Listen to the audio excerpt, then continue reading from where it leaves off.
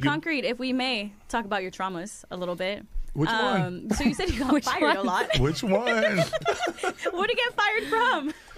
Every single job I ever had. I worked at Macy's, got fired. I was a tow truck driver. For why? For just like daydreaming on the job. Was there a pattern? You're overqualified. You know what it was? Is that like I would want to go to the studio. They'd be like, "No, you got to work," and I'd be like, "I want to live my dream. You don't know who me. You're gonna regret this someday."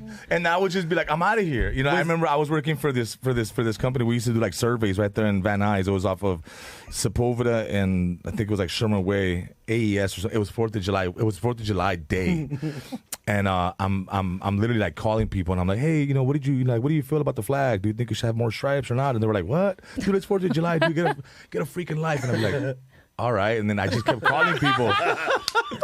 Hey, what do you think about Jack in the Box tacos? What? Get a life, buddy. It's 4th of July type of deal. And then it just kept going, and like the responses kept getting worse and worse.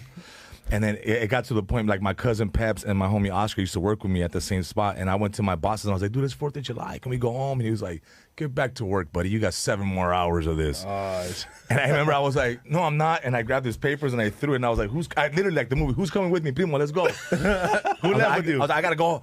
I got this big old bag that we need to smoke right now.